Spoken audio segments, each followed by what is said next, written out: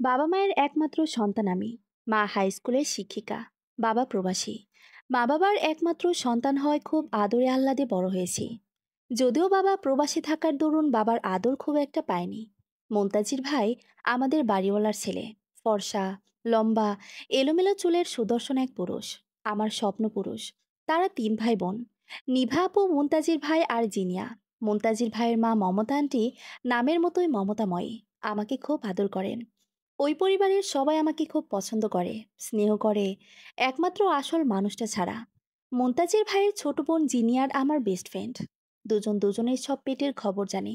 ওকে একটা মশা কামড়ালেও এসে আমাকে বলবে, দোস্ত, আজ একটা দানব আকৃতির মশা তোর বিষ্ট শরীর থেকে 1 লিটার রক্ত খেয়ে নিয়েছে। কি করি বলতো?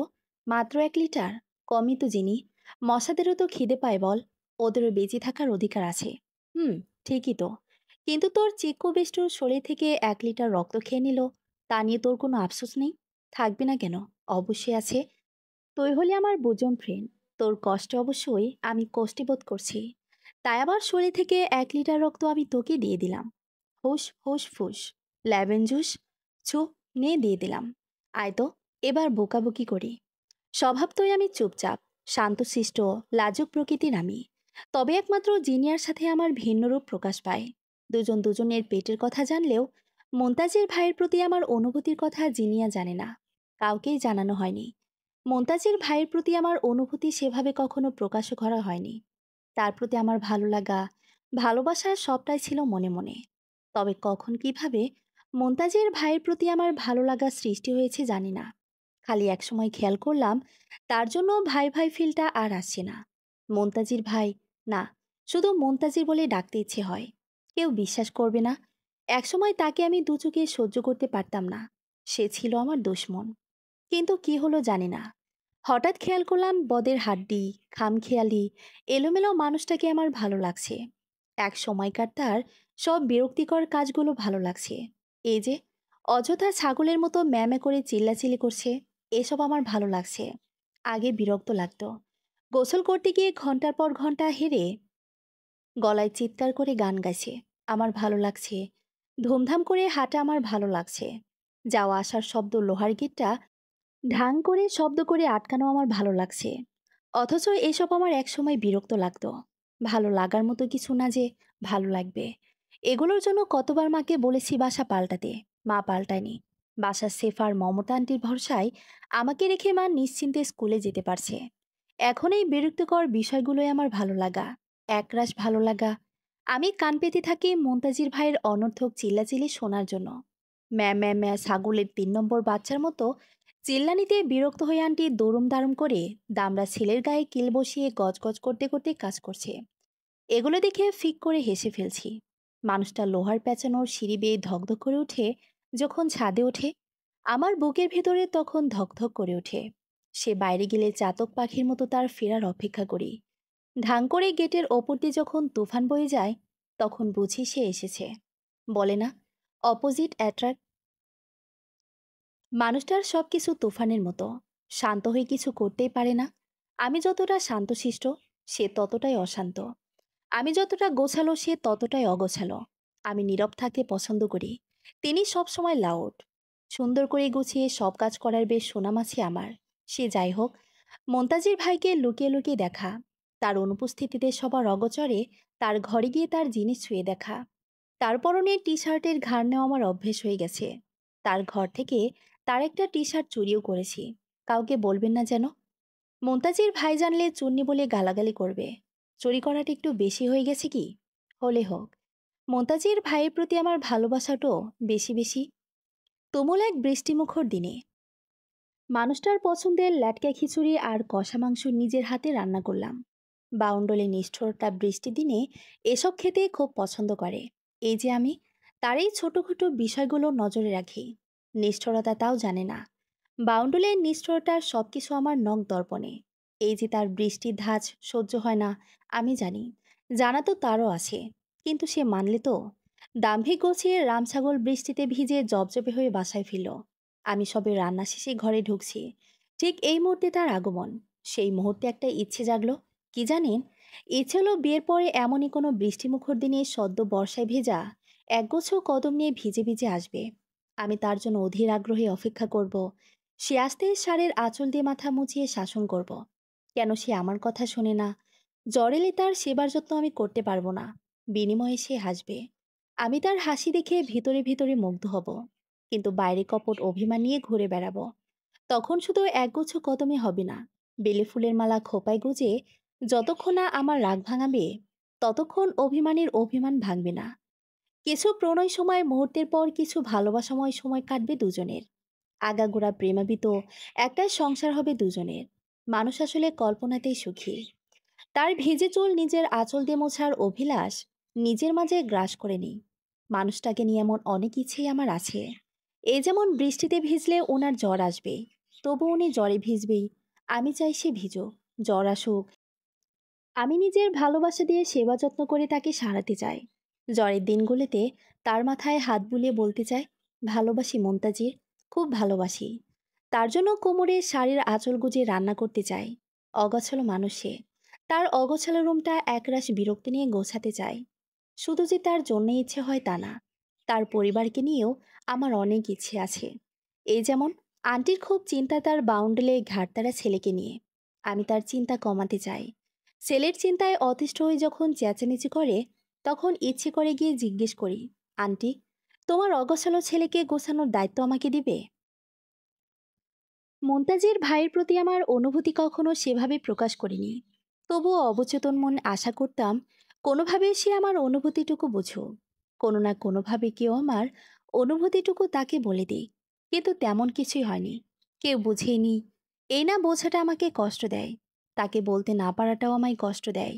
মাঝে মাঝে চিৎকার করে বলতে ইচ্ছে করে, এই নিষ্ঠুর মানুষ এত কষ্ট দেন কেন বলুন তো? কি হয় আমাকে একটু বুঝলে? আমার সাথে একটু ভালো ব্যবহার করলে কি আপনি পচে যাবেন? আপনার বুঝতে না পারাটা আমায় কষ্ট দেয়। আমার কষ্ট আপনি দেখতে পান না? আপনার এই অবুঝপনার নীরব বিষে বিষে ধীরে ধীরে আমার ভালোবাসা মরে যাবে। জানি না অবুঝপনা আমার ছিল না নাকি তার, কিন্তু কথাগুলো খুব করে বলতে চাইতাম। বলতে তো অনেক কিছুই চাইতাম। চোখে চোখ রেখে ভালোবাসার কথা বলতে চাইতাম। বলতে চাইতাম, মুনতাজির ভাই, আপনার হাতটা একটু ধরতে দেবেন? আমি হাত ধরলে আপনি পচে যাবেন না। বিশ্বাস করুন, একটুও পচে যাবেন না। এই একটুখানি আপনার হাত ধরব, এক চিমটি। এহেন অসংখ্য কথা বলতে চাইতাম, কিন্তু কিছুই বলতে পারিনি। সব কথা আমার ভেতরে রয়ে গেছে। মুনতাজির ভাইকে আমি যতটা পছন্দ করি, তিনি আমাকে ততটাই অপছন্দ করেন। আমাকে দেখলেই তার চোখ মুখ কুঁচকে যায়, যেন কোনো অসুচি দেখে ফেলেছে। তাকে আমি যতটা যত্নে ভালোবেসেছি, তিনি আমাকে ততটা অযত্নেই অবহেলা করেছেন। এই সকিনা, তুই আমার সামনে আসবি না। তোকে দেখলেই আমার বমি পায়। এটা কোনো কথা হলো বলুন তো? আমাকে দেখলেই বমি এসে যাবে, এটা তো কুৎসিত আমি মোটেও নই। ভালোবাসার মানুষের মুখ থেকে এমন কথা শুনলে কষ্ট হয় না বলুন? মাঝে মাঝে আয়নার সামনে দাঁড়িয়ে ভাবি, আমি কি সত্যি এতটা কুৎসিত?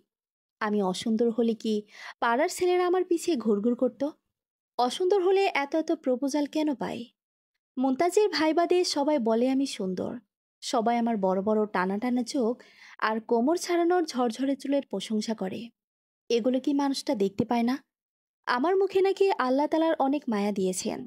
তাহলে সেই মায়া মুনতাজির ভাইকে কেন ছুঁতে পারে না? মাঝে মাঝে রাগ করে মনে মনে বলি, যা বেদব, বাসলাম না তোকে ভালো। কিন্তু হায়রে মন, মন কি আর কথা শুনি?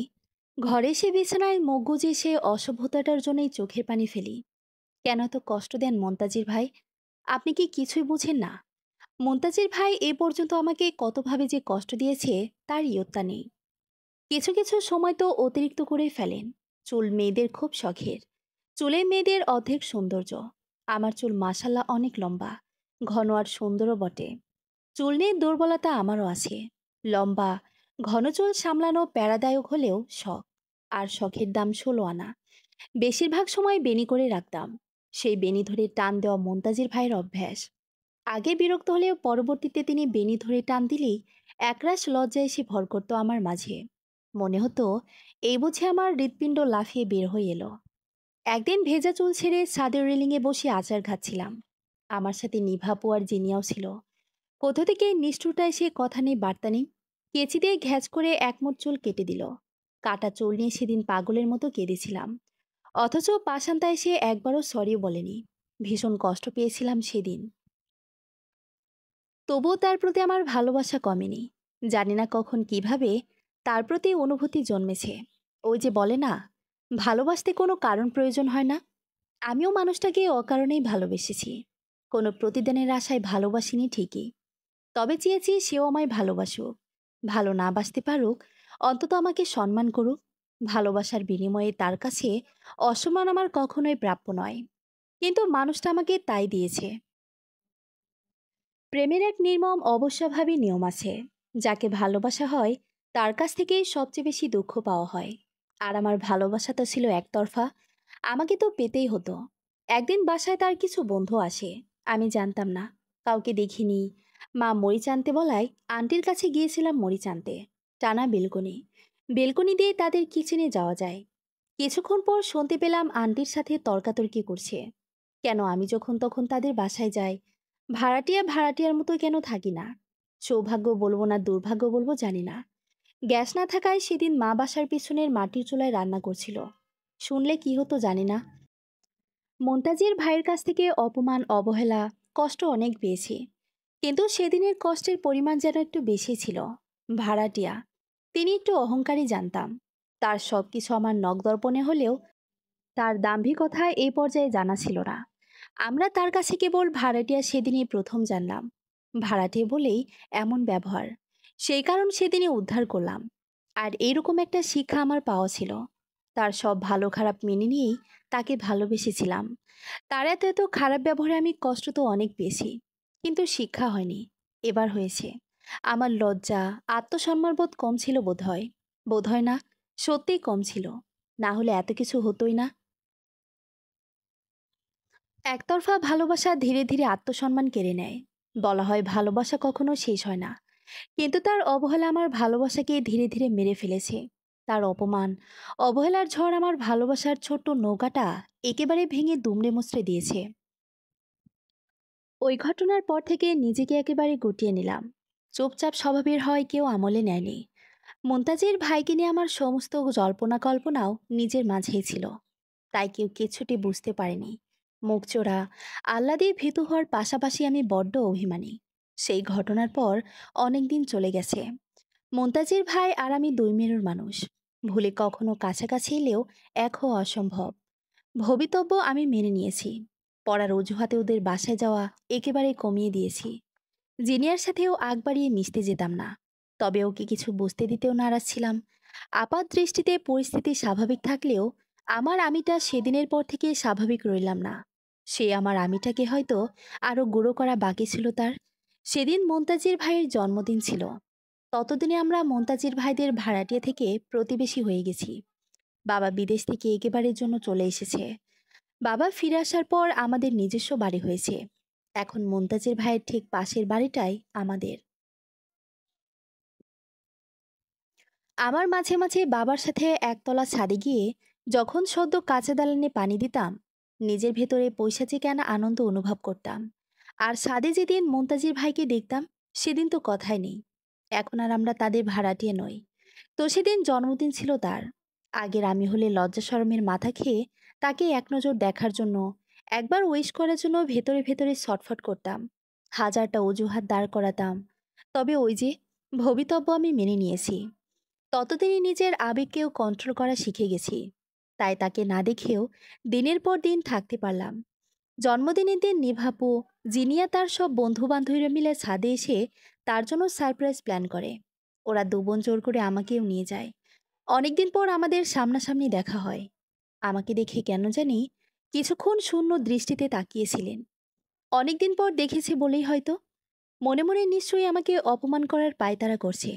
সবশেষে সবাই যখন গিফট খুলে দেখছিল, তখন মুনতাজির ভাই টিটকারি দিয়ে বলে বসে, কিরে সগিনা, ফ্রি ফ্রি খেতে এসেছিস? এখন তো খুব বড়লোক হয়ে গেছিস। কিপটিমি করে করে রাজপ্রাসাদ তৈরি করে ফেলেছিস। এবার তো থাম। মন একদম বাজে কথা বলবি না। জন্মদিনে কানমলা খাস না। নিভাপুর কথা তিনি হেসেই উড়িয়ে দিলেন। রাগে আমার শরীর কিরমিরিয়ে উঠল। সবার সামনে এভাবে বলায় কষ্টও পেলাম। শখ করে মায়ের থেকে হাতের কাজ শিখেছিলাম। মায়ের অগোচরে একটু একটু করে যত্ন করে পাঞ্জাবিতে হাতের কাজ করেছিলাম, তার জন্মদিনেই দিব বলে পাঞ্জাবিটা নিয়ে এসেছিলাম। কিন্তু এই কথার পর তা দিলে সস্তা বলে অপমান করবে বলে দেওয়ার সাহস হচ্ছে না। সবার দামি দামি গিফটের ভিড়ে আমার এত যত্ন ভালোবাসার জিনিসের মূল্য এই নাকুচু মানুষটা কোনোদিনই দিবে না। একবার ভাবলাম থাক দিব না, কিন্তু ওই যে সুখে থাকতে ভূতে কিলা ছিল, তাই দিয়ে দিলাম। সবার নজর তখন আমার গিফটের ওপর। নিভাবু অতি উৎসাহী হয়ে পেপারে মোড়ানো গিফট খুলতেই আমি চোখ বন্ধ করে নিলাম। এখনই নিশ্চয়ই গা জ্বালানো কথা বলে আমাকে জ্বালিয়ে ছারখার করে দিবে। কিন্তু সবার প্রশংসা শুনে জানে পানি আসে। কিন্তু মানুষটা যে নিষ্ঠুর, অহংকারী, শুধু ভালোবাসারই অযোগ্য নয়, মানুষ হিসেবেও গচ্ছিত। সেদিন তারও প্রমাণ দিল, সত্যি দারুণ হয়েছে। মোড়ের মাথার পাগলা মামার গায়ে দারুণ মানাবে। এগুলো কি আমাকে মানায়? সত্যিই মুনতাঝির ভাই মানায় না। কারো যত্নে করা জিনিস আপনার মতো কুৎসিত মানুষের গায়ে মানায় না। সেদিন প্রথমবারের মতো তার অপমানের এটুকু জবাব দিয়েছিলাম। কতই না চুপ থাকা যায় বলুন তো? আর পারিনি। আমার কিশোরী বয়সের আবেগ কিংবা ভালোবাসা যায় বলুন, আমার এতগুলো বছরের আবেগ, ভালোবাসার এত নির্মম হত্যা আর মেনে নিতে পারিনি। দরজা বন্ধ করে সেদিন নীরবে কেঁদেছি। পাশাপাশি আমার মনের দরজাও তার জন্য চিরদিনের জন্য বন্ধ করে দিয়েছি। আজকে আমাকে দেখতে আসবে। হুট করে জানতে পারলাম এমন না, কালকে রাতে বাবা এসে জানিয়েছে। বাবা বিদেশে থাকায় আমি যেমন বাবাকে কাছে পাইনি, বাবাও তেমন আমাকে কাছে পায়নি। আর 10টা বাবাদের মতো আমার বাবা আমার বড় হওয়া দেখেনি। আর 10টা বাবা মেয়ের মতো আমাদের সম্পর্ক নয়। একটা নীরব দূরত্ব বিরাজ করে আমাদের মাঝে। দেশে আসার পর বাবা একটা নিয়ম তৈরি করেছে। 24 ঘন্টার মধ্যে 1 ঘন্টা কেবল আমাদের বাবা মায়ের জন্য বরাদ্দ। মেয়েকে এত বছর কাছে না পাওয়া মিটিয়ে নেওয়ার ছোট্ট একটা চেষ্টা। তাই এই 1 ঘন্টা আমরা কথা বলি, যে কোনো বিষয় নিয়ে। এই 1 ঘন্টা আমাদের বাবা মেয়ের মাঝে দুনিয়ার অন্য সব কিছুর প্রবেশ নিষিদ্ধ, এমনকি মাও। মায়ের প্রবেশ নিষিদ্ধ হলেও আমাদের আলাপের বেশিরভাগই থাকে মাকে নিয়ে। অন্য বিষয় নিয়ে কথা শুরু করলেও বিষয়গুলোতে কিভাবে যেন মা ঢুকে পড়ে। আলাপের সময় সীমা 1 ঘন্টা হলেও কথায় কথায় ঘন্টার পর ঘন্টা পার হয়ে যায়। বাবা যে কিভাবে এত মজার মজার কথা বলে! আশ্চর্যের বিষয় হচ্ছে, বাবার সাথে ওই সময় আমিও কিভাবে যেন বকবক করে চলি। মায়ের গজর গজরে আমাদের সেই আলোচনা পর্ব শেষ হয়। রোজকার মতো কালকেও বাবা আসে। এদিক ওদিকের কথা বলতে বলতেই জিজ্ঞেস করে আমার পছন্দের কেউ আছে কিনা। মুহূর্তে ভেসে ওঠে অগোছালো দাম্ভিক একটা চেহারা, কিছু টুকরো স্মৃতি, কিছু টুকরো ইচ্ছে। বাবার সাথে এসব বলা হলেও এটা বলা হয়নি। আজও বলা হলো, হ্যাঁ বাবা, পছন্দ করি। একটা বাউন্ডুলে অগোছালো দাম্ভিক ছেলেকে পছন্দ করি, খুব পছন্দ করি, খুব। না, এবারও বলা হলো না। তারপর জানলাম আমাকে আজ দেখতে আসবে। আমার আপত্তি আছে কি না? না, নেই। কোনো আপত্তি নেই, সত্যি নেই। সে আমার জন্য না, এটা আমি বহু আগেই মেনে নিয়েছি। তাই কোনো কিছু নিয়ে আমার কোনো আপত্তি নেই। ওই পরিবারের সাথে আমাদের আন্তরিকতা আগের মতোই আছে। জিনিয়া এখনও আমার প্রাণের সখী। নিভাপুর বিয়ে হয়ে গিয়েছে। মুনতাজির ভাইয়ের সাথে সামনাসামনি দেখা হয় না বহুদিন। তার সাথে সামনাসামনি দেখা না হলেও আমার লুকিয়ে দেখা এখনও জারি আছে। যদিও আগের মতো এখন আর তার দেখা পাওয়া যায় না। ছোটাছাটায় আর অফিসে যাওয়ার আসার সময় দেখা পাওয়া যায়। হ্যাঁ, বাউন্ডুলেটা চাকরি পেয়েছে কিছুদিন হলো। চাকরি পেলেও বাউন্ডেলে পোলা এখনও কমেনি। পাশাপাশি রুম হয়, এখনো তার রুম থেকে জ্যাজ সং শুনতে পাই, হ্যারি গলার গান শুনতে পাই। এখন আর আগের মতো ছটফটে ইচ্ছেগুলো মাথাচাড়া দেয় না ঠিক, তবে এখনো প্রতিদিন নিয়ম করে তাকে ভেবে ঘুমাতে যাওয়া হয়। অফিসে যাওয়ার পথে আম্মু যায় বলে যখন ঘ্যাং করে গ্যাট লাগায়, পর্দার আড়াল থেকে তাকে দেখে সকালটা শুরু করা হয়। টিপটপ হয়ে লাট সাহেব সেজে অফিসে যায়। কি যে এক পারফিউম লাগায়! না, সে পারফিউম লাগায় না, গোসল করে, পুরনো অভ্যাস। 7 দিনে একবার গোসল করুক না করুক, পারফিউম দিয়ে গোসল চলবেই। ঘ্রাণটা নাক দিয়ে ঢুকে সোজা মস্তিষ্ক দিয়ে টং করে ওঠে। এখনও নিয়ম করে তাকে নিয়ে ভাবা হয়। তবে কোনো কিছুতেই আমার কোনো আপত্তি নেই। বিয়েটা আমার হয়ে গেল শেষমেশ, বড়ই নাটকীয়ভাবে। দেখতে এসে বিয়ে হয়ে যাওয়া শুনেছি অনেক, আজকে নিজের সাথেই হলো। আজকে বিয়ে হবে কথাটা জানলাম বিয়ের ঠিক 10 মিনিট আগে। ওনারা আসবে বলে মা একটা জামরঙা জামদানি শাড়ি নিয়ে গিয়েছিল। জিনিয়া এসে পরিয়ে দিতেও নিয়েছিল। বাবা এসে না করলো। আমার মেয়ে যেমন থাকে সেভাবেই সামনে যাবে। আমার অবশ্য কোনো আপত্তি ছিল না। শাড়ি পরে সংসেজে তাদের সামনে যেতে হবে। হেঁটে দেখাও, চুল দেখাও, নখ দেখাও, দাঁত দেখাও, এসব দেখানোর জন্য মেন্টাল প্রিপারেশন নেওয়াও ছিল। তবে ঘটনা সেরকম ঘটল না। ঘর ভর্তি মানুষের সামনে গিয়ে আমায় দাঁড় হতে হলো না। কয়েকজন মহিলা এসে আমাকে দেখে গেছে। সুন্দর করে বলতে গেলে বলতে হয় কৌশল বিনিময় করে গেছে। আশেপাশের পরিবেশ তখন রমরমা। কিন্তু যার বিয়ে তারই কোনো ভ্রুক্ষেপ নেই। ভোতায় অনুভূতি ছাড়া কোনো কিছুই অনুভব করতে পারছিলাম না। কিছু না। বিয়ে হবে শোনার পরেও না। যেন এটা হওয়ারই ছিল। আজ এবং এভাবেই হওয়ার কথা ছিল। আমি যেন অপেক্ষায় ছিলাম এমন এক ঘটনার। বাবা মাকে ছেড়ে যাওয়া নিয়ে কষ্ট ছিল না। ভালোবাসাকে না পাওয়া নিয়ে কষ্ট ছিল না। কারো কথাই ভাবছিলাম না। কোন জগতে ছিলাম জানি না। বাবা মা প্রথম কিছুতেই হুট করে বিয়ে দিতে রাজি ছিলেন না। কিন্তু ছেলের বাবা আর মামার কথায় বাবা নিয়ম রাজি ছিলেন। মা কিছুতেই রাজি না। কোনোভাবে একমাত্র মেয়ের বিয়ে এভাবে দিবেন না। তার মেয়ে তার কাছে ভারী হয়নি। কলিজে ছেঁড়া ধন তার, বড় আদরের সন্তান। একা এক হাতে মানুষ করেছে। এখন এভাবে বিয়ে হয়ে যাবে মা কিছুতেই মেনে নিবে না। কিন্তু জানি না ছেলের সাথে আলাদা কি কথা হলো। কথা বলার পর বাবা সানন্দে রাজি আর মাও নিমরাজি। আমার অমতে বিয়ে হয়নি। আমি সজ্ঞানে মত দিয়েছি। সজ্ঞান বললেও তখন জ্ঞান ছিল কিনা জানি না। জানি না। বাবা মা এসে মাঝখানে বসিয়ে মাথায় হাত বুলিয়ে বুলিয়ে জিজ্ঞেস করলো, আম্মু, ছেলে পছন্দ হয়েছে? আমি ছেলে তখনও দেখিনি। সেটা বললাম না। আমার তো কোনো কিছুতেই আপত্তি নেই। তাই মাথা নাড়ালাম। ছেলে ভালো। আমাদের পছন্দ হয়েছে। এভাবে আমাকে বিয়ে দিতে চায় না। এমন অনেক কিছুই বলল।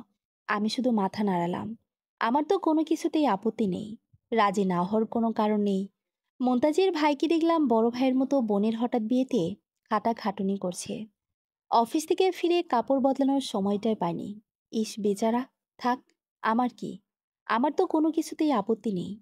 ও হ্যাঁ, বিয়ে ঠিক হওয়ার পর সেই ছেলে এসেছিল আমার মতামত জানতে। ঘরে ঢুকেনি। দরজার সামনে দাঁড়িয়েছিল। দরজার সামনে এসে দাঁড়াতেই মৃদুমন্দ বাতাসে একটা সুন্দর সুবাস নাকে এসে ধাক্কা খেল। আমি দরজা বরাবর খাটে ২ পা ভাঁজ করে বসা। মাথায় সাদা গোলাপি মিশেলে ওড়না। সার্বক্ষণিক সঙ্গী হিসেবে পাশে জিনিয়া বসা। লোকটাকে আসতে দেখে সে উঠে বারান্দায় চলে গেল। ছেলে এসে গলা খাকারি দিয়ে বলল, আসসালামু আলাইকুম। আমি জুনায়েদ সারোয়ার শাওর। এই বিয়েতে আপনার আপত্তি আছে? সুবাসটা এবার শুধু নাকে না, সারা রুমে ছড়িয়ে গেল যেন। কি অদ্ভুত সুন্দর একটা সুবাস। একদম কড়া না, আবার খুব হালকাও না। মেয়েদের সুগন্ধির মতো মিষ্টিও না। অদ্ভুত সুন্দর। এমন সুন্দর ঘ্রাণ এ জীবনে আমি আগে কখনো অনুভব করিনি। কাল থেকে আজ পর্যন্ত ওই প্রথম কিছু করতে ইচ্ছে হলো। জিজ্ঞেস করতে ইচ্ছে হলো, আপনার পারফিউমটার নাম কি মশাই? কি সুন্দর সুবাস। নামটা বলুন তো। মন্তাজের ভাইকে কিনে দেব একটা। ইস, সেখানে মন্তাজির। আমি লোকটার পলিশ করা চকচকে কালো জুতা, কালো প্যান্ট আর সাদা শার্ট দেখলাম। লোমে ভরা দুটো সুতাম হাত দেখলাম পকেটে গোজা। ভরি নেই। মাথা নিচু করা অবস্থায় শুধু চোখ তুলে যতটুকু দেখা গিয়েছে ততটুকুই দেখেছি। মাথা একটু উঁচু করলে মুখ দেখা যেত। সেই কষ্টটুকু করার ইচ্ছে হলো না। গমগমে গলার আওয়াজ শুনলাম। কথা বলার ঢংটা সুন্দর। যেন স্কেলে মেপে মেপে কথা বলে। শুনতে ভালো লাগে। নামের পরে একটু সময় নিয়ে প্রশ্ন করেছে, আপত্তি আছে? না, আমার কোনো কিছুতেই আপত্তি নেই। ব্যাস হয়ে গেল বিয়ে। এখন আমার জীবনে মন্তাজির ভাইয়ের কোনো জায়গা নেই। এখন আর রোজ নিয়ম করে তাকে নিয়ে ভাবতে বসা হবে না। লুকিয়ে লুকিয়ে তাকে দেখা হবে না। আমার জীবনে তার আর কোনো অধিকার নেই। এতে যে স্বামী নামক মানুষটাকে ঠকানো হবে, তবে আফসোস রয়ে গেল ভালোবাসার মানুষটাকে না পাওয়ার, বলতে না পারার। আমি ভালোবেসেছিলাম তাকে, সে তো বাসেনি। বাসেনি বলেই আমার বিয়েতে ৩২ দাঁত কেলিয়ে ঘুরতে পারছে। থাক, কিছু না পাওয়া না পাওয়াই থাক। আপনাকে নিয়ে আর লিখব না মন্তাজির ভাই। আপনাকে নিয়ে লেখা ডায়েরিটা যাওয়ার সময় ফেলে রেখে যাব। কবুল বলার সাথে সাথে আমার নতুন জীবন শুরু হয়েছে। সেখানে আমার কোনো স্থান নেই। ভালো থাকবে মন্তাজির ভাই, খুব ভালো থাকবেন। তাকে প্রথম দেখেছিলাম বাসরাতে। বেশি রাত হয়ে যাওয়ায় তাকে সে রাতটা আমাদের বাড়িতে রাখা হলো। আকস্মিক বিয়ে শুধু মনের ওপর দিয়ে না, শরীরের ওপর দিয়েও ধকল গেছে। শরীরের ধকল বেশি না মনের ধকল বেশি বলতে পারবো না। কিছুই বলতে পারবো না। আমার ইন্দ্রিয়গুলো যেন অচল হয়ে গিয়েছিল। ধকল সইতে না পেরে ঘুমিয়ে পড়েছিলাম। যখন ঘুম ভাঙল, ড্রিম লাইটের আলোয় মুখের সামনে অচেনা এক পুরুষের মুখ দেখে আমার দেহ থেকে আত্মা বেরিয়ে যাওয়ার উপক্রম। ভয়ে চোখ নিশ্চয়ই তার নির্দিষ্ট সাইজের থেকেও বড় আকার ধারণ করেছে। চিৎকার দেওয়ার কথা মাথায় আসেনি। আমার এমন বিহবল প্রতিক্রিয়া দেখেই বোধহয় মানুষটা তার স্ট্রোকে থাকা সবচেয়ে সুন্দর হাসিটা দিল। পুরুষ মানুষের হাসি এত আকর্ষণীয় হয় আমার জানা ছিল না। আমার সাথে কি হচ্ছে জানা নেই। আমি বিমোহিত হয়ে সেই হাসি দেখলাম। এই লোক তো প্রলয়ঙ্কর। এই হাসি দিয়ে সে শত শত রমণীর হৃদয় নির্মমভাবে হত্যা করতে পারে, কিন্তু আমাকে পারল না। কারণ আমার হৃদয়কে আগে কেউ বীভৎসভাবে হত্যা করে ফেলেছে। তবুও কিছু একটা আমাকে চুম্বকের মতো টানল। ভয় পেলে পাবো না। মাঝরাতে মুখের সামনে অচেনা একটা পুরুষকে হাঁ করে তাকিয়ে থাকতে দেখলে ভয় পাবো না? গলা দিয়ে কোনো আওয়াজ বেরোলো না। আকস্মিক শখটা কাটিয়ে উঠতে পারিনি তখনও। এরই মধ্যেই আমার সমস্ত ইন্দ্রকে সচল করে দিল সেই সুবাস।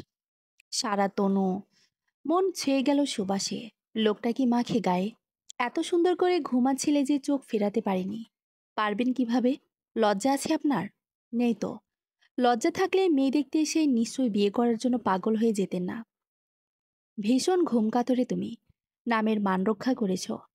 বরের অপেক্ষা না করেই ঘুমিয়ে পড়লে? বর পছন্দ হয়নি? অবশ্য তুমি তো আমায় দেখোইনি। এত এত বাধা পেরিয়ে তোমার সামনে এলাম। নিজেকে দেখার সুযোগ করে দিলাম। আর তুমি একটু মাথা উঁচু করে দেখলে না? এত অবজ্ঞা! জানো, কত মেয়ে আমার পিছন পিছন ঘুরে? ঘুরবে না। চেহারা ছবি তো মাশাল্লাহ। মেয়েরা পিছু পিছু তো ঘুরবেই। এত পিছু পিছু ঘোরা মেয়ে থাকতে আমাকেই তার চোখে পড়ল কেন? আমি তো তাকে কিছু দিতেও পারবো না। নারীর প্রথম ভালোবাসা নাকি তার আত্মার প্রথম স্পর্শ। আর স্বামী স্ত্রীর সম্পর্ক সেই আত্মার। আমি যে আমার আত্মার প্রথম স্পর্শ তাকে দিতে পারবো না। অপাত্রে দান করে সেই আত্মা নষ্ট করে ফেলেছি যে। আমার ভাবনার মাঝে সে লাইট জ্বালিয়ে দুপা ভাঁজ করে আমার ঠিক সামনে বসে পড়ে। সাথে সাথে প্রলয়ঙ্কারী হাসি। যাক, বিয়ের আগে যখন বর দেখোনি, এখন দেখো। দেখো তো বরটা চলনসই নাকি? চলনসই না হলেও এখন কিছু করার নেই। তোমাকে একবার সুযোগ দেওয়া হয়েছিল। তুমি সেই সুযোগ হাতছাড়া করেছ। এখন আর সুযোগ নেই। আমাকে আজীবনের জন্য বয়ে বেড়াতে হবে।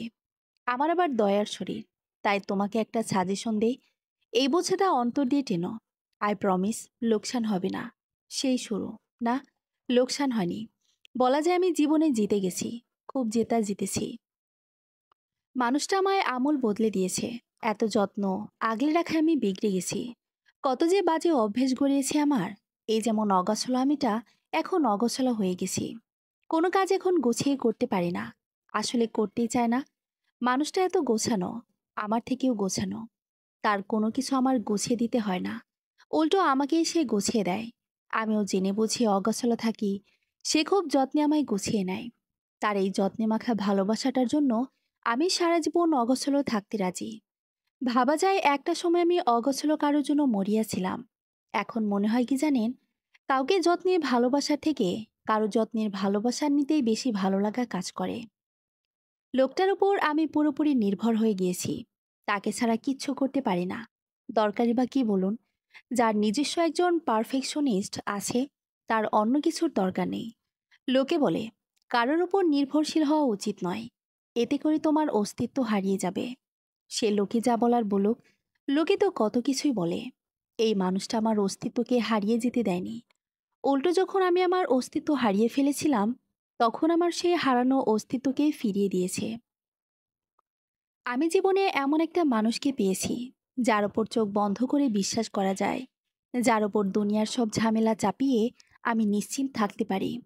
যত খারাপ পরিস্থিতি আসুক, আমি জানি মানুষটা আমার উপর সেসবের কোনো আঁচ লাগতেই দিবে না। এমন মানুষকে মনে জায়গা না দিয়ে উপায় আছে বলুন? আমি নিজেকে পুরোটাই তার কাছে সঁপে দিয়েছি। আমি এখন নিশ্চিন্ত। আমার কত কত ইচ্ছে ছিল, সব ইচ্ছের দায় এখন তার। এই যেমন হুট করে কোনো বৃষ্টিমুখর দিনে ফিরতি পথে ফোন দিয়ে বলবে, তন্দ্রা, আমি বাসার নিচে দাঁড়িয়ে আছি। তুমি একটা শাড়ি পরে জলদি নিচে আসো। আমি অপেক্ষা করছি তোমার জন্য। আমি পরিমরি হয়ে গায়ে শাড়ি জড়িয়ে তার ডাকে ছুটে যাই। গিয়ে দেখি এক শুদ্ধতম সুদর্শন পুরুষ একরাশ শুদ্ধতা নিয়ে আমার জন্য অপেক্ষা করছে। তারপর আর কি, ঝুমবৃষ্টিতে পিচ ঢালা রাস্তায় তার হাত ধরে পথ পাড়ি দেওয়া। আমার সব মন খারাপের দিনে আমার পাশে থাকা মানবটা। যতক্ষণ আমার মন ভালো হবে আমার কাছ থেকে সরবে না। মন ভালো করতে একটার পর একটা কিছু না কিছু করতেই থাকবে। হয় হাতে হাত রেখে গল্প করবে, না হয় গান গাইবে, না হয় নিজের হাতে রান্না করে আমাকে খাইয়ে দিবে। গমগমে কণ্ঠস্বরে যখন গান গাই শুনতে এত ভালো লাগে, অভিমান করলে হাজার উপায়ে অভিমান ভাঙানোর চেষ্টা করবে। আমার সব ইচ্ছে সে পূরণ করেছে। আমি কখনো মুখ ফুটে বলিনি। মুখ ফুটে বলার ক্ষমতা যে আমার নেই, জানেনই তো। তার কাছে মুখ ফুটে কিছু বলার প্রয়োজনই পড়ে না। আমার না বলা কথাগুলো কিভাবে কিভাবে যেন সে বুঝে যায়। কবে, কখন, কিভাবে জানি না। আমি তার প্রেমে পড়েছি। এই প্রেম ভালোবাসার ব্যাপারগুলো বোধহয় এমনই। কখন কিভাবে কার ছায়া মনে জাগে বলা মুশকিল। শুধু জানি এই মানুষটাকে ছাড়া আমি অসম্পূর্ণ। কিছু ভালো লাগে না তাকে ছাড়া। মানুষটার দৌড়তে আমার দম বন্ধ হয়ে আসে। তার গমগমে কণ্ঠস্বর না শুনলে আমার বড্ড একা একা লাগে। আর তার সেই অদ্ভুত সুবাস, সেই অদ্ভুত সুবাস ছাড়া আমার ঘুম আসে না। কেউ যে এত যত্নের সাথে ভালোবাসতে পারে আমার জানা ছিল না। এত যত্নের ভালোবাসা আমার কপালে ছিল। আর আমি কিনা শূন্য নীরের জন্য হা হুতাশ করতাম। এখন আর মুনতাজির ভাইকে সেভাবে মনে পড়ে না। পড়ার সুযোগটা কোথায়? মনে যে এখন অন্য কেউ গেড়ে বসে আছে। কিন্তু তবুও কোথাও একটা কিন্তু থেকে যায়। একজন বলেছিলেন না, নারীর হৃদয়ে প্রথম প্রেম সেই দীপশিখা, যা সময়ের ধাক্কাতেও সহজে নিভে না। আমি তার ব্যতিক্রম নাকি? এত যত্নের মাঝে মাঝে মাঝে তাকে মনে হয়, কেউ যদি আমায় এখন প্রশ্ন করে, জীবন নিয়ে তোমার কোনো আফসোস আছে? আমি বলবো, হ্যাঁ, আফসোস আছে। পৃথিবীর সবচেয়ে শুদ্ধ মানুষকে আমার শুদ্ধতম ভালোবাসা না দিতে পারার আফসোস আছে। আমার প্রথম প্রেমের মালাটা তাকে না দিতে পারার আফসোস আছে। আমার প্রথম অনুভূতিটুকু তার নামে না দিতে পারার আফসোস আছে। আমার এই আফসোস কোনোদিন যাবে না। বহু বছর পর দেশে এলাম। বিয়ের পরপরই বিদেশ বিভয়ে পাড়িও জমিয়েছিলাম ওনার সাথে। মাসখানেক হলো দেশে ফিরেছি। এতদিন শ্বশুর বাড়িতেই ছিলাম। আমার শাশুড়ি মারা যাওয়ার পর শ্বশুরমশাই একা হয়ে গেছেন। সাথে আমার বিধবা ননাস থাকেন বাচ্চাকে নিয়ে। অনেক জোর করা হয়েছে ওনাদের আমাদের কাছে নেওয়ার জন্য। কিন্তু আমার শ্বশুরের এক কথা, যে কটা দিন বেঁচে আছি এখানেই থাকবো। নিজের বাড়িতে, নিজের দেশে শেষ নিঃশ্বাস ত্যাগ করব। আমার বাবা মায়ের বয়স হয়েছে। খুব চিন্তা হয় তাদের নিয়ে। শ্বশুরকে দেখার জন্য লোক থাকলেও তাদের দেখার জন্য কেউ নেই। বাবা মায়ের একমাত্র সন্তান আমি। এবার ঠিক করেছি তাদেরও সঙ্গে নিয়ে যাব। সব ঠিক হয়ে গেছে। প্রসেসিংয়ে যেটুকু সময় বাকি, সময় বহমান। সময়ের স্রোতে কত কিছুই বদলে গেছে। দেখতে দেখতে আমার বাবা মা বৃদ্ধ হয়ে যাচ্ছে। আমিও কি আগের মতো আছি? নেই তো। আমি এখন পরিপূর্ণ নারী, কারো বিবাহিতা স্ত্রী, 2 সন্তানের মা, যার দিনরাত যায় স্বামী, সংসার, দুটো বাচ্চার পিছনে ছুটতে ছুটতে। বহুদিন পর আজ পুরনো মানুষদের কাছাকাছি এসে পুরনো স্মৃতি নাড়া দিচ্ছে। জিনিয়া, নিভাবু আশায় আজকে ওদের বাসায় গিয়েছিলাম। নিভাপুর মাঝে বয়সের ছাপ পড়তে শুরু করেছে। চুলে পাক ধরেছে। আমার চিক্কো বেস্টফ্রেন্ড এখন আর চিক্কো নেই। স্বাস্থ্য বেড়ে গেছে। আগের মতো চঞ্চলতার ছিটে ফোটাও নেই তার মাঝে। কেমন জানি অসহায়ত্ব তার চোখে মুখে। আঙ্কেল মারা গেছেন। আন্টিও বার্ধক্যের ভারে নুয়ে পড়েছে। এদের মাঝে আমার বড় হওয়া, এক থালায় খাওয়া, কত কত স্মৃতি এদের সাথে জড়িয়ে। সময়ের সাথে সাথে সব বদলে গেছে। সব বদলে গেলেও ওনার প্রতি আমার ভালোবাসা আর আমার প্রতি ওনার ভালোবাসা বদলায়নি। আমি আজও ওনার যত্ন ভালোবাসার জন্য মুখিয়ে থাকি। বিয়ের পর নাকি ভালোবাসা বিলীন হয়ে যায়, কিন্তু আমাদের ভালোবাসা বিলীন হয়নি, বরং সময়ের সাথে সাথে নতুন রূপ নিয়েছে। আমাদের ভালোবাসার দুটি ফুল, আমাদের 2 ছেলে মেয়ে। আগে যেই অনুভূতিগুলোতে সিক্ত থাকতাম, এখন সেসব বিলীন প্রায়। বহু বছর পর মন্তাজির ভাইকেও দেখলাম। নিজেকে মেনটেন করেছে ভালো। চোখে চশমা উঠেছে। এখনো বিয়ে করেনি। কেন করেনি জানি না। জিনিয়াকে জিজ্ঞেস করেছিলাম, কিন্তু কোনো জবাব পাইনি। আমি আর ওকে ঘাটেনি। স্বভাব চরিত্র বোধহয় এখনো বদলায়নি। কিছু যে বদলায়নি তেমন না। এখন আর উচ্চ শব্দে জ্যাজ সং শোনা যায় না। তার পরিবর্তে মৃদু আওয়াজের রবীন্দ্রসঙ্গীত ভেসে এসেছে। এক বিকেলে তার সাথে কথাও হয়ে গেল টুকটাক। সবে উপস্থিত ছিলাম। বাচ্চারা ছোটাছুটি করছিল। তখন তার সাথে দেখা। জানতাম নিজে থেকে এসে কখনো কথা বলবে না। কথা বললে আমাকেই বলতে হবে, সৌজন্যতার খাতিরে। সবার সামনে আসলে কথা না বললে কেমন দেখাবে না? অথচ আমাকে অবাক করে দিয়ে নিজেই আসলো কথা বলতে। কেমন আছো তন্দ্রা? মুনতাজির ভাই, ভালো আছি। আপনি কেমন আছেন? বিনিময়ে মলিন হাসি দিয়ে নরম স্বরে খুব সংক্ষেপে জানালো, ভালো। বাচ্চা দুটোর বয়স কত? মেয়ের ৩ বছর আর ছেলের এক। নাম কি? সায়রি আর তিহান। তিহানকে কোলে নিয়ে অনেক আদর করলো, সায়রিকেও আদর করলো। বেশ অবাক হলাম, বেশ বদলে গেছে। মন্তাজির ভাই আর এত নম্রতা, ভদ্রতা, বিশ্বাস করা যায়? এই কি সেই দাম্ভিক, বেয়াদব, বাউন্ডুলে মানুষটা? অবশ্যই এখন তো আর আগের বয়স নেই, বেলা তো অনেক গড়ালো, পরিবর্তন আসাটাই স্বাভাবিক। কিন্তু একটা কথা সারাক্ষণ আমার মাঝে খচখচ করে, বিয়ে কেন করেননি তিনি? হয়তো কোনো খেয়ালিপোনা থেকে বিয়ে না করার সিদ্ধান্ত নিয়েছে। আজকে জিনিয়া চলে যাচ্ছে, দুদিন পর আমিও চলে যাব। সব গোছগাছ করা শেষ, বাবা মাও সঙ্গে যাচ্ছে। এবার আর কোনো চিন্তা থাকবে না। জিনিয়া যাওয়ার আগে আমাকে একটা ডায়েরি দিয়ে গেছে, খুব অনুরোধ করেছি যেন পড়ে দেখি।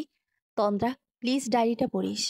আমি জানি এটা করা আমার উচিত হচ্ছে না, কিন্তু কথাগুলো তোর জানা উচিত। একটু সময় করে পড়িস, আমাদের মাফ করে দিস প্লিজ।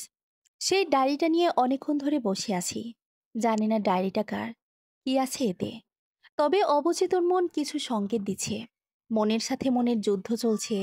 এক মন বলছে খুলিস না, আরেক মন বলছে খুলেই দেখ না। শেষে খুলেই দেখলাম আমার অনেক ছবি, ছোটবেলার, বড়বেলার, বিভিন্ন ছোট ছোট চিরকুট, চিঠি, ডায়েরির পাতায় পাতায় লেখা অসংখ্য বাক্য, সব আমায় নিয়ে। হাত কাঁপছে, বুক কাঁপছে, গলা শুকিয়ে আছে, চোখ থেকে অনবরত পানি ঝরছে। আমার প্রাণ পাখি, অনেক অভিমান আমার প্রতি তোর, তাই না? মনে মনে কি আমায় বকাঝকা করিস? কর, যত ইচ্ছা কর। কি করবি বল? মানুষটাই যে আমি খুব খারাপ, আর তোর জন্য আমি পৃথিবীর সবচেয়ে খারাপ মানুষ। খুব কষ্ট পেয়েছিস বুঝি? আমারও কষ্ট লাগে। তোকে কষ্ট দিতে আমারও কষ্ট লাগে। তার থেকে বেশি কষ্ট লাগে তোকে অন্য কেউ দেখলে। সহ্য করতে পারি না। ইচ্ছে করে দুনিয়ার সবকিছু জ্বালিয়ে পুড়িয়ে ছারখার করে দিই। অন্য কেউ তোকে কেন দেখবে বল? তুই শুধুই আমার। তোকে দেখার অধিকার শুধু আমার। অবশ্য তোর দেশেই তুই কষ্ট পাস। নিজের চুলগুলো অন্যকে কেন দেখাতে হবে বল? খুব শখ না অন্যকে চুল দেখানোর? তোর সবকিছুতে শুধু আমার অধিকার, অন্য কেউ তোকে দেখবে না। ঠিক করেছি আমি, একদম ঠিক করেছি। আরেক পৃষ্ঠেতে লেখা, পরাণ পাখি, আজকে সজীবকে মেরেছি, খুব মেরেছি। কত বড় সাহস বলতো? বলে কিনা তোকে পছন্দ করে, তোর সাথে যেন সেটিং করে দেয়। আমার ভেতরে কি হচ্ছিল বুঝতে পারিস? এমন অসংখ্য কথা লেখা ডায়েরির পাতায় পাতায়, দম বন্ধ হয়ে আছে। একটা চিঠিও আছে, তন্দ্রা। জানি এই চিঠির আজ কোনো মূল্য নেই, তুই পড়বি কিনা জানি না। তবে একটাবার অনুরোধ করব পড়ার জন্য। নিজের ভেতরের অস্থিরতা, অপরাধবোধ এমন পর্যায়ে পৌঁছেছে যেখান থেকে আমি কোনোদিন বের হতে পারবো না। আমি জানি তোর সঙ্গে অন্যায় করেছি, শুধু তোর সঙ্গে নয়, নিজের সঙ্গেও অন্যায় করেছি। নিজের খামখেয়ালিপনা, নিজের চিন্তাধারায় এত মগ্ন ছিলাম যে ঠিক সময় তোর মূল্যায়ন করতে পারিনি। তোকে বলতে পারিনি তোকে কতটা ভালোবাসি। আর পড়ার ধৈর্য হলো না। ভালোবাসতো, মুনতাজির ভাই আমাকে ভালোবাসতো, এখনো বাসে। আমার জন্যই তিনি আজ অব্দি বিয়ে করেনি। আমাকে ভালোবাসলে এত কষ্ট, অবহেলা, অপমান কেন? যাকে ভালোবাসা যায় তাকে কখনো অপমান করা যায়? প্রতিটা পাতায় আমার প্রতি তার পাগলামো আবেগের কথা। শীতের সন্ধ্যা, মফস্বলী এলাকা হয় শীত জেঁকে বসেছে। এই প্রচণ্ড শীতেও আমি কুলকুল করে ঘেমে চলেছি। কোনো অজানা আবেগে নাকি রাগে আমার জানা নেই। রাগ, হ্যাঁ রাগ। মাঠে কিছু বাচ্চারা আগুন জ্বালিয়েছিল, ডায়েরিটা সে আগুনে জ্বালিয়ে দিলাম। বৃথা, এসব মিথ্যা। দম বন্ধ করা আবেগের এখন কোনো দাম নেই। আমার প্রতি তার এসব আবেগের এখন কোনো দামই নেই। একসময় উপযুক্ত সময় ছিল, তখন তিনি সবটা হেলাফেলায় নষ্ট করেছে। সে যাই বলুক, তার কাজের পিছনে তিনি হয়তো হাজারটা যুক্তি দাঁড় করাতে পারবে, কিন্তু সত্যি তো এটাই, কোনো যুক্তি আমাকে অপমান করার অধিকার তাকে দেয় না।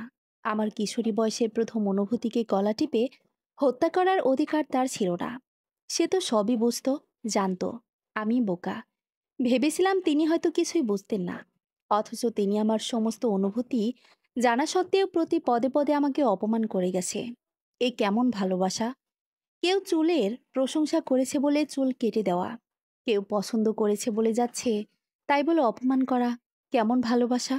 আর যাই হোক, ভালোবাসার মানুষকে কখনো কষ্ট দেওয়া যায় না, অপমান করা যায় না। আমার ভালোবাসা পাওয়ার কোনো যোগ্যতাই তার নেই, তবুও তাকে ভালোবেসেছি।